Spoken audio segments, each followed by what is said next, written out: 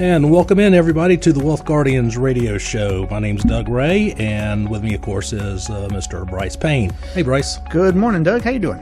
We're great today. How about you? Looking forward to the show. I'm doing well.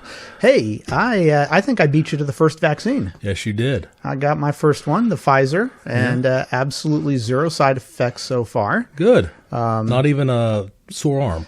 You know, no more so than a normal shot. No, nothing like a residual or anything. So went out actually and played at DJ Hekia's putter party at Truist Stadium where the Dash play. They had a disc golf little event going on there. Drove directly from getting the shot over to there. And that was actually more traumatic on my hand from the surgery than it was on my arm from the shot. Yeah. So, yeah, good weekend for it last weekend. And it looks like we're going to have a good weekend here this weekend as well. What do you got plans for? This weekend, probably do some yard work, cleaning up, hoping to find an appointment to get my shot. Yeah. But it's down in South Carolina, they're not readily available. Well, you know, they will be soon enough. And you got any golf on this weekend? You know, we might try to hit the ball a little bit. I kind of got an itch to do that. Oh, I was meaning watch it, but you're actually going to go out and play. Yeah, I'm going to try. All right, very nice. Absolutely. Very good. You live on the course there. Is that the course you're going to play out as your own course? Probably not. No? Do something different. Okay. All right.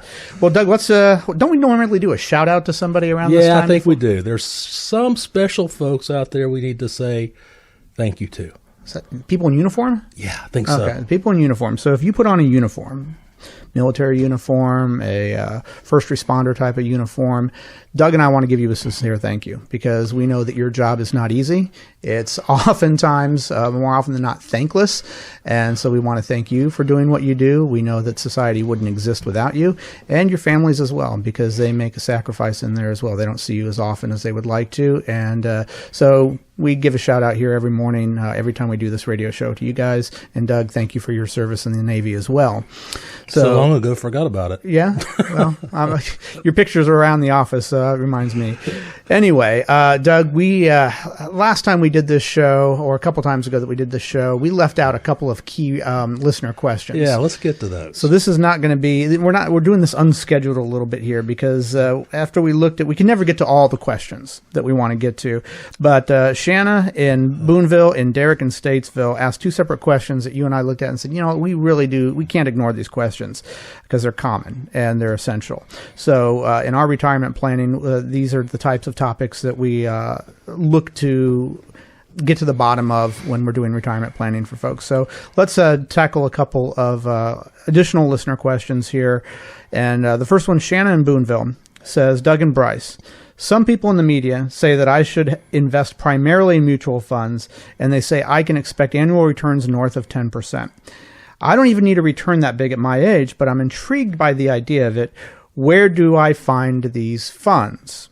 Mutual funds, Doug. Mm-hmm. Shanna in Boonville is asking about mutual funds, and we have some opinions on mutual funds. People in the media. In fact, I heard it last night driving home. It has the same initials I do, DR. Oh, yeah. Okay. 10%, folks. That number is a bit of a myth. You know, everybody says, okay, the stock market's up 10% on average every year. Well, that's true. Or 9. But that's over 75 years. Right. Okay. So there are times when it's, for a whole decade, it could be flat to down. Now, mutual funds. There's hardly any mutual funds that can average 10% because most mutual funds have a lot of fees in them. And we're not talking about the fees you read in the prospectus because those are nothing compared to what the hidden costs are. And we have the software that we actually can dig out all those hidden costs in your mutual funds. And no, we're not big believers. We don't use mutual funds here. We'd much rather use individual stocks and ETFs. Mm-hmm. Much cheaper, and you can accomplish the same goals with them. In fact, working with a client down in the Charlotte office last week, he had a variable annuity with mutual funds with the sub-accounts in them. I did the reports on this one. Brice, you dug out all the fees on this thing, and it was, 7.7%? 7.5%, something around there. Per year. Which means that you have to have a return on that of 7.6 before you see anything for yourself. Exactly. So a variable annuity, we don't use those either because they are chock full of fees. Not only do you have fees in the sub account, but you got fees on the variable annuity side as well. So he was quite stunned to see he was paying $12,000 a year in fees. Yeah. And so there are ways, Shanna, to be properly invested, properly divested in your portfolio without using mutual funds. Doug only talked about the fund fee and expense ratio, which is in the prospectus. There's also, if you're paying some advisor to pick out these mutual funds for you, there's going to be an advisor fee on top of that. Any mutual fund has trading going on in it if it's worth its salt. Well, the more trading that is going on in a mutual fund, the more that costs you.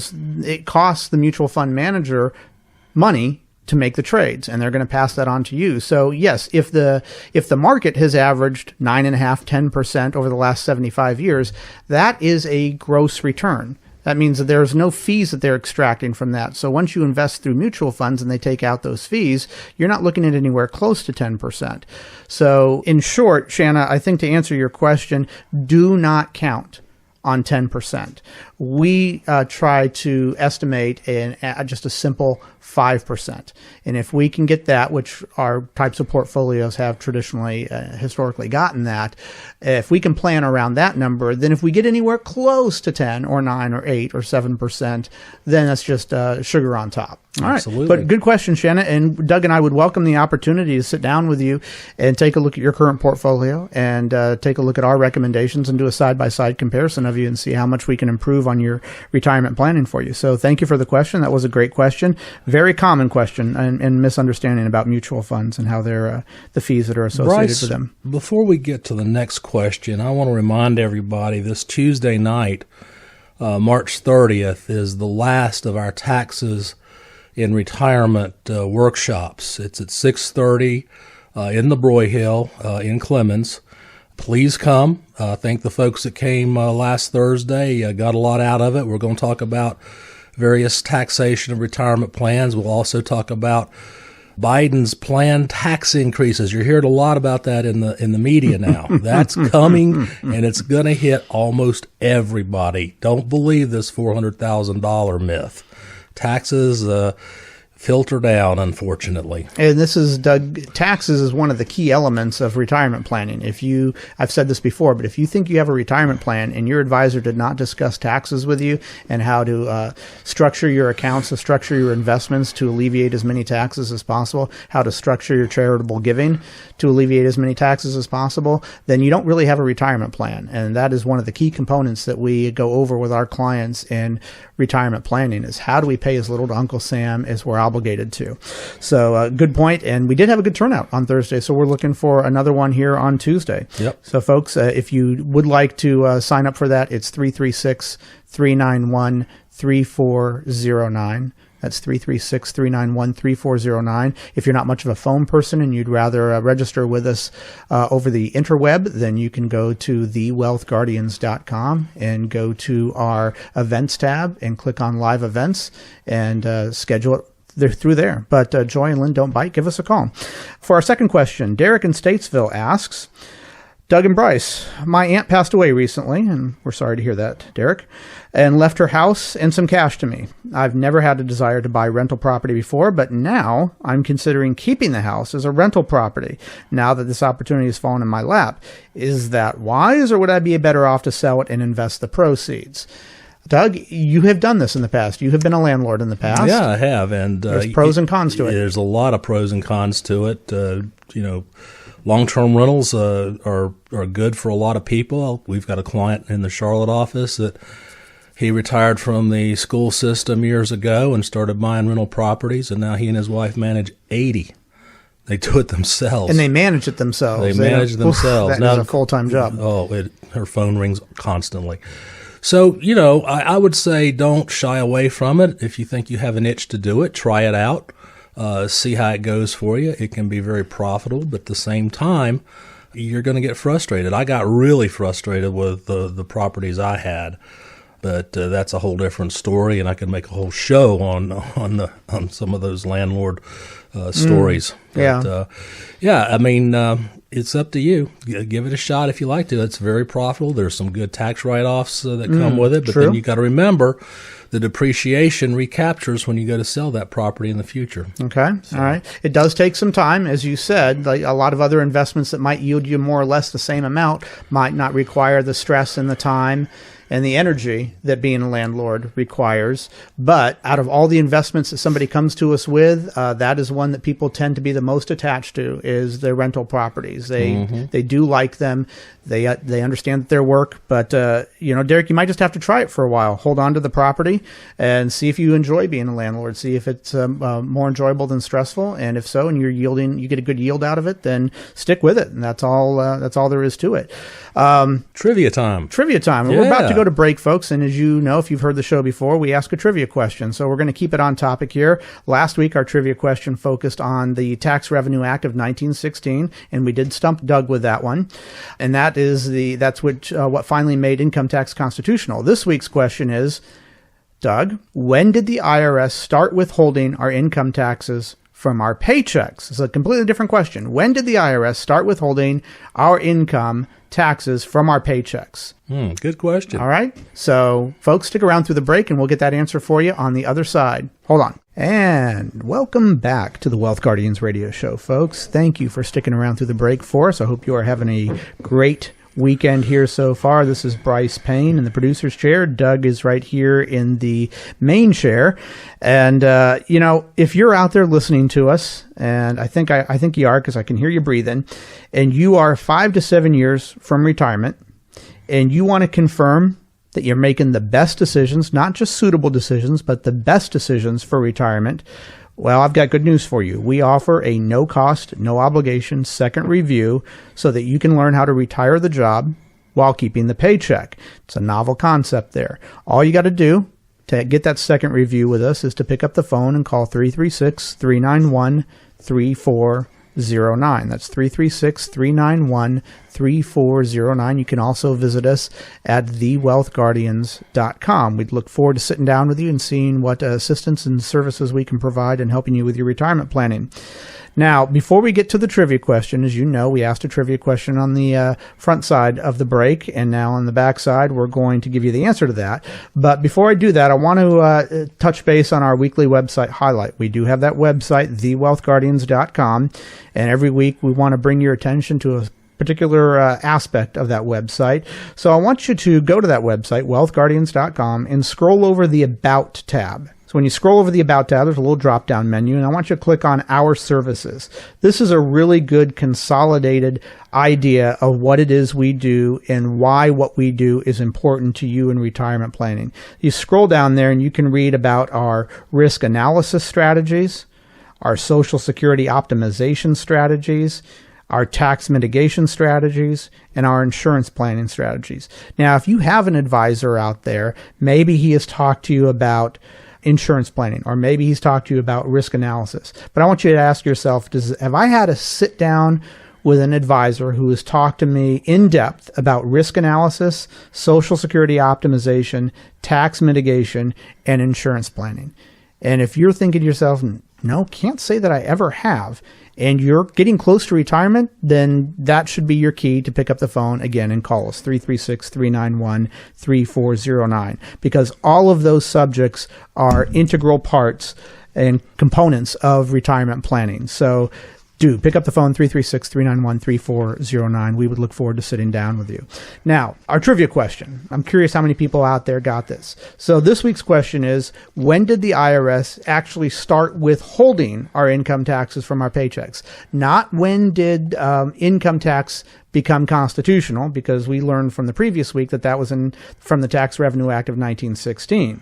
So the current Tax Payment Act of 1943, and before this, we simply paid quarterly or annually. So it was the Tax Payment Act of 1943 that gave the government, Doug, and I didn't even ask you because I just knew that you didn't know this one. You're right, I didn't. Okay, so I didn't want to embarrass you.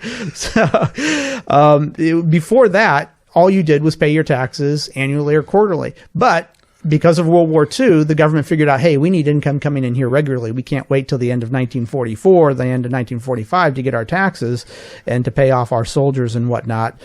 We've got to get money coming in on a regular basis. So that's when they first started withholding money. So again, 1916, the Tax Revenue Act of 1916, not a great a day for people who are anti-taxers.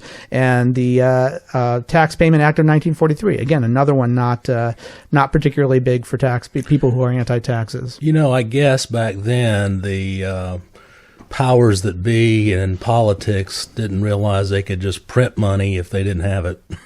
I didn't think about that. But I don't know. But maybe they were actually a little bit conscientious at the time of deficits.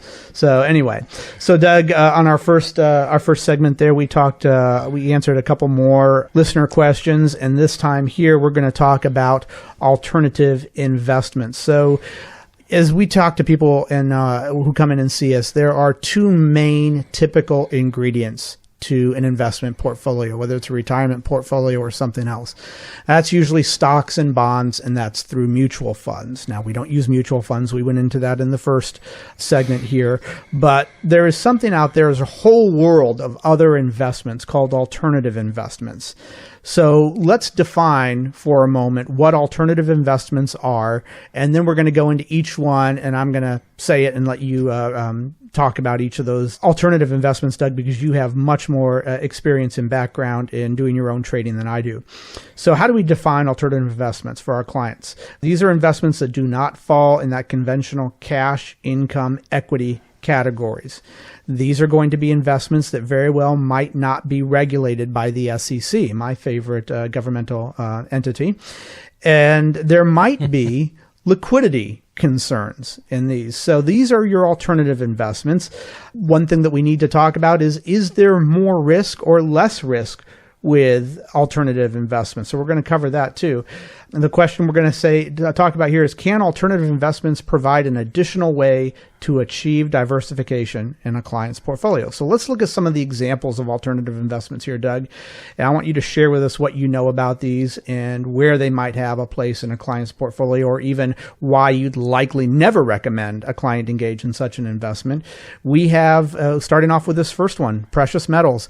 We have seen a couple of clients, and there's one that always sticks in yours and my mind, where a client invested $1 million in silver mines. Mm-hmm. And that's an aspect of precious metals. And it, to say the least, it did not work out well for him. Yeah, he turned his $1 million into $250,000. Yes. It's hardly a week goes by we don't get asked, should I own gold or silver? Common question. Yeah, very common.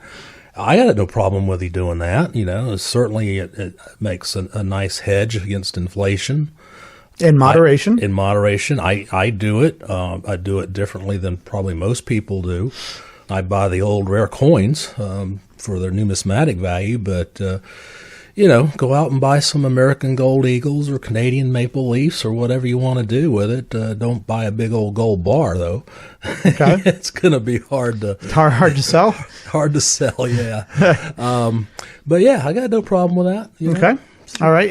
What is the risk like on precious metals? Does that fluctuate more than the market does or less? I think it fluctuates more. I mean, gold and silver prices move, and they move a lot. They've been, trending upwards this past year or so. It's just a matter of timing it well then. Yeah, it is. But some people think, silver is going to go to $150 an ounce. I have always correlated with, I don't want to get stuck on precious metals too much, but here's an honest question for you.